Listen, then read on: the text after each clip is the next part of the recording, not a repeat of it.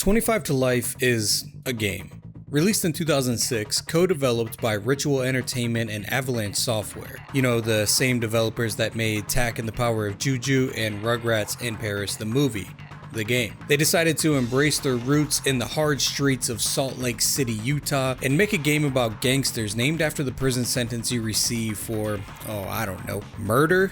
But even more likely, they decided to ride the wave of success with the trend in urban crime style games after games like Grand Theft Auto San Andreas, Def Jam, and True Crime Streets of LA.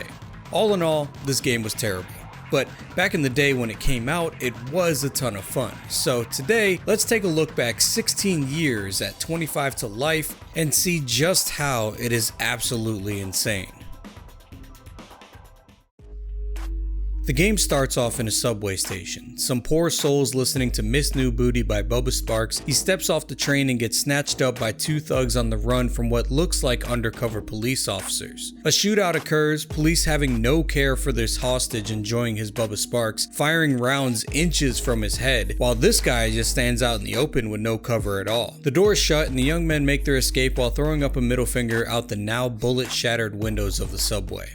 Enter our protagonist, Andre Francis, or as he's known in the streets, Freeze, walking into his apartment, greeting his wife and kid, who jokingly argue over who deserves his attention more. He might be your daddy, but he's my man.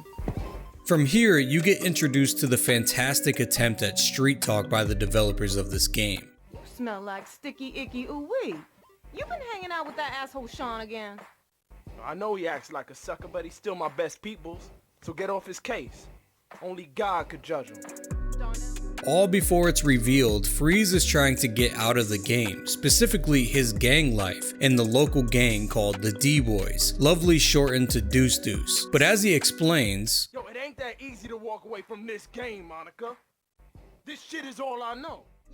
And this leaves Freeze in a bad situation. Monica wants him out of the streets, she doesn't want her kid screaming thug life as he grows up, and she threatens to leave Freeze if he doesn't wisen up and get out of the game. But there's no easy way out of the game. Yo, it ain't that easy to walk away from this game, Monica. This shit is all I know. It's how Freeze makes his money, and at this point there aren't many opportunities open to him. The phone rings and it's Freeze's friend Sean Calderon. He says he thought about what Freeze proposed, getting out of the gang and all, and says there might be an opportunity for him to do just that. Flash forward to meeting with Sean. He seems to have forgotten about this call altogether. Freeze explains that he needs to get out for his kid's sake, but Sean proceeds to call Freeze's wife a bitch for pushing him to leave the gang. Sean offers him one final big job, a job big enough to buy his way out and carry on with his life with his wife and his kid. Obviously, this is happy news for all involved. There's no way that Sean points his gun at Freeze's head as he walks through the door, super ominously at all or anything. One day soon, my brother. It's gonna be flowers and a funeral for you. Freeze meets up with some cartel dudes ready to make this deal, money in hand. Well, he actually meets up with some chick who happens to be standing outside of the car where these cartel dudes are no longer living. The fine lady reveals that she is the police, Detective Maria Mendoza to be exact, and Freeze books it, dodging a sudden helicopter firing a minigun at him before he tosses the bag of money into a dumpster. They're looking to kill or arrest Freeze and charge him with the double homicide of these cartel dudes. Really surprising that this deal went bad, seeing how non-ominous Sean was at the meet and greet beforehand. It's a really big shocker. But that's all the juicy starter information we get on the game. We'll dive deeper into the plot a little later on, but for now, let's play the damn game. Off the bat, gameplay blows. I don't remember it being this bad 15 years ago, but holy shit, it is bad. It's your typical run and gun type third-person shooter game. The mechanics are all incredibly generic and don't switch up at all from the first level on. You get a small selection of weapons to choose from, everything from 9mm pistols to shotguns to MP5s and sniper rifles. Again, each weapon not really switching up how you approach the game, as they all sort of function the same. You also get various throwable grenades like pipe bombs or Molotov cocktails, and you get the option to take some hostages to soak up some bullets for you along the way. It's incredibly simple, with difficulty only added by giving enemies invisible body armor, allowing them to survive rounds to the head or point-blank shotgun blasts. And there's really no strategy to be had when playing this game. You can take cover, but the AI has no predictability or general idea of what they're doing. Each level consists of little more than cockroaches swarming, blasting you with Uzis, forcing you just to do the same in order to survive. The level designs aren't anything to write home about either. You got your standard inner city warehouses, your gang run apartment complexes and neighborhoods, some neat downtown areas, and predictably you end up in prison, given the name of this game. These levels are surprisingly similar to another game that I recently covered. The game flaunts a cops vs robbers style gameplay, as during the game you play as 3 different characters, 2 being gangsters and 1 being a cop. But the gameplay doesn't change at all no matter who you're playing. All characters function exactly the same. The cop runs and guns down thugs just as the gangsters run and gun down cops. The only difference here is the cop has a taser that he can use to apprehend his targets rather than killing them all. But there's really no incentive or penalty for doing this or not doing this. So it's really just there to try and say this guy right here, he's a good guy. Vast majority of the game is Freeze killing cops though. So many cops, like hundreds. So much in fact that the National Law Enforcement Officers Memorial Fund started a petition to try to get retailers to stop stocking this title. Because honestly, it's really a cop killing simulator at some points. Each level is super linear, giving you a main objective and a few side objectives per level. The main objective obviously progresses the game, whereas side objectives unlock various cosmetics for the multiplayer portion of the game. But the side objectives are less than interesting. Things like keep your partner alive or score a certain amount of headshots. Nothing to really divert your playstyle or add anything substantial to this game. The multiplayer was definitely the highlight of this game though, and highlight is being used very sparingly. It allowed for 16-player cops vs robbers matches, team-based objective style games like robbing a location and returning the loot back to safe houses, raiding criminal hideouts, and nondescript death matches. The gameplay was still super stale and clunky, but at least you're playing with some buddies while having a good time with this shitty game. I didn't really play any multiplayer this go around, I'm just going off memory here on the fun factor, but with that being said, there isn't much else to go off of gameplay wise with this game. So let's loop back around and do a deep dive into the plot of this game, and there will be some spoilers ahead if you care at all about the story this game has to tell. So picking up where we left off before, Freeze is on the run from Detective Mendoza and traverses a nondescript warehouse, slaying cops by the dozen to get on out of there. Sometimes he grabs a hostage or two since they're just standing there not realizing that this place is swarmed with police and an armed fugitive. Freeze makes his way to his car, but before departing in a timely fashion, he calls up Sean, saying that it was all a setup and the money is gone and he barely made it out alive. Sean is understandably upset. His money's gone. But it's quickly revealed that ominous old Sean is still being a little bit shady. He's right down the block at the dumpster where Freeze dropped the cash, almost like he knew this was a setup all along. He ends the call telling Freeze that he will meet him at his apartment in 2 hours, before receiving a call from Detective Mendoza saying that she better get her cut of the money. So it gets even deeper. This cop who starts shooting before even attempting anything resembling an arrest turns out to be a dirty cop. This game is just full of surprises. Freeze gets to his apartment, his family's gone, and Sean knows exactly when to call the house phone to leave a message for Freeze. He thinks Freeze took the money and he ran, and that he has his family captive until he returns the money to him. Obviously, he doesn't actually think that, as we as the player know what's going on. After the call though, Freeze drops the best one-liner in the game. Damn, I need to make a withdrawal.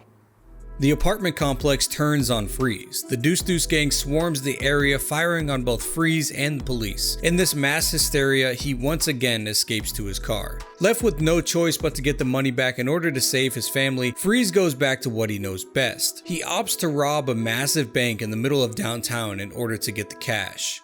I need to make a withdrawal. The SWAT team shows up, but really, who is the SWAT team when compared to a seasoned gangster from the Deuce Deuce gang? Long story short, you grab the money and you run.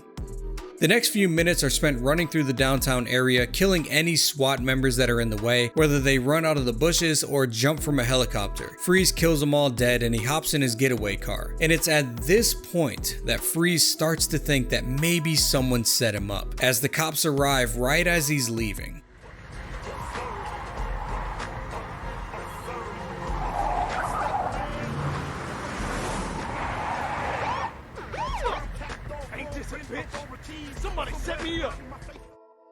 The next scene starts with Detective Mendoza entering the Internal Affairs office in the police station, discussing the 8 kilos of cocaine that happened to be missing from the evidence locker. She throws up Sean's record and says that he's been moving a lot of weight recently, making him the main suspect. Dirty cops just aren't loyal to anyone these days. From here on out, you play as Detective Lester Williams, the cop that we just saw manning the desk in the Internal Affairs office. You arrive at a cul-de-sac inside of D-Boy's territory with a rookie cop to bust into Sean's house and get the drugs. Immediately, you start blasting gang members. Although you have the option to use your taser and arrest them, you also have the option to keep your rookie partner alive, but we know how that goes. You make your way into Sean's house, you find the drugs, and you tell Mendoza who's waiting nearby. She tells you to bring her the drugs so you can make your way out of the neighborhood. Turns out Mendoza isn't at this rendezvous. Instead, it's the infamous J-Dub from the D-Boys gang, wielding a goddamn rocket launcher.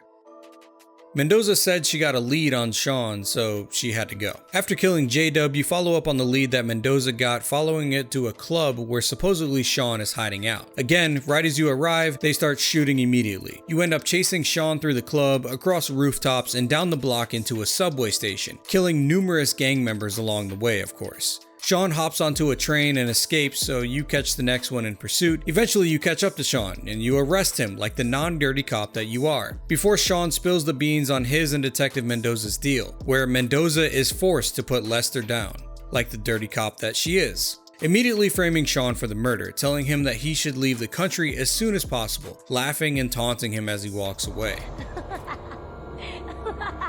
Keep going, little boy.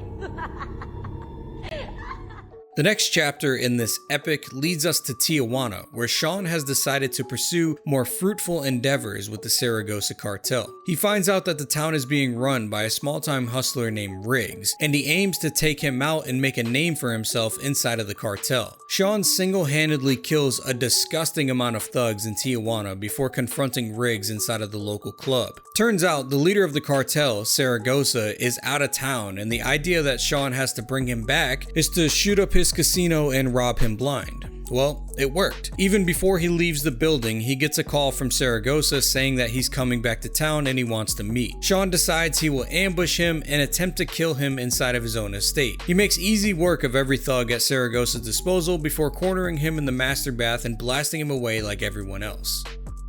Understandably, Sean feels like he's on top of the world. He just took down the cartel and he runs Tijuana by himself. Even though I'm sure he killed any and all muscle in the area to work for him, but I guess that doesn't really matter right now. He's got the town and he's got the nice estate of the Saragossa cartel. Flash forward 2 years to Freeze, sitting in his jail cell, casually dropping the name of the game in his monologue. Nothing but 25 to life in this hellhole. A riot breaks out as Freeze is sulking and all the cell doors open, a perfect cover for him to escape in the chaos. Joining your fellow inmates, you kill prison guards and run for the exit in hopes of freedom. After you escape, Mendoza's on high alert because you know about her relationship with Sean and all the dirty cop work at hand. So she sends a dirty cop army out in your pursuit. Even though you are an escaped felon, like she could have just got regular cops to come after you too. She didn't need to rile up all the corrupt ones, but all the better, I guess, because you definitely kill them all inside of a mall before grabbing some new clothes as a disguise to escape. Wait, no, you just keep shooting more cops, I guess. I guess you just needed a new pair of clothes to be more comfortable killing in. Eventually you square off with Mendoza. Well, mostly you kill a bunch of officers around Mendoza as she laughs about it, and after about 6,000 rounds into her, she finally falls. After taking her out, you set your eyes on Sean and Tijuana. You need answers, like why did he set you up, and what happened to your wife and kid? After gracefully infiltrating Sean's mansion, I wonder if my boy Sean wants to party. killing whatever henchmen he managed to employ in 2 years, Freeze proceeds to have the most awkward conversation with Sean as they briefly face off before bullets fly. Pobrecito Freeze. You always were second best. You're gonna die for this, Sean. Too bad Monica's not around to see your sorry ass. Let's go, you and me, motherfucker. We have come to the end of the road, amigo. Smile, motherfucker. Deuce in your face. Of course, you end up finishing off Sean, but not before finding out where your wife and your kid are. Sean says he's been training your kid to be just like him this whole time, as he would never hurt a kid, and this makes Freeze snap his neck with his boot, ending it all. But surprise, surprise, your son watched it all on camera, but it's okay, he's still happy to see you. I guess Uncle Sean really wasn't all that cool. Your son is happy to show you how gangster he's become. He says as long as you got a gat, you can run the world. And Freeze corrects him and says that that's not the way. Clearly starting the path to better his son and lead him away from gang violence and crime. Right before turning his gun on the approaching police officers. And that's where the game ends. You never do find out what happened to your wife though. Freeze's goal at the beginning of the story is to get out of the game, and 5 minutes into the gameplay, we are one and the same. This game just didn't age well, and it was already a subpar, low-effort, third-person shooter on release, so playing it now was just painful. Put simply, it's a sad attempt at cloning Max Payne. Just replace Max Payne with gangsters, take away all the charm from the narrative, take away the bullet time and decent gunplay, add in some crappy, even for the time, cutscenes and a nasty amount of hood lingo and rap music, and you end up with something like 25 to Life, but even that gives it too much credit. This game even had 5 years to decide to improve on the formula that Max Payne made, but this is all we got.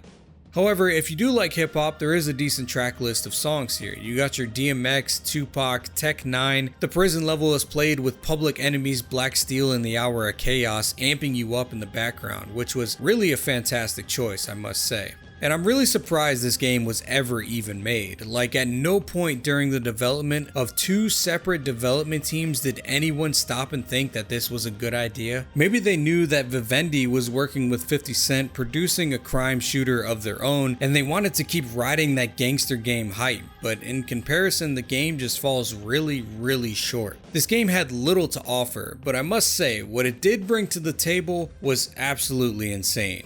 In all the worst ways. As always, thank you for watching. I hope you enjoyed this little video, and I hope to see you next time. Peace.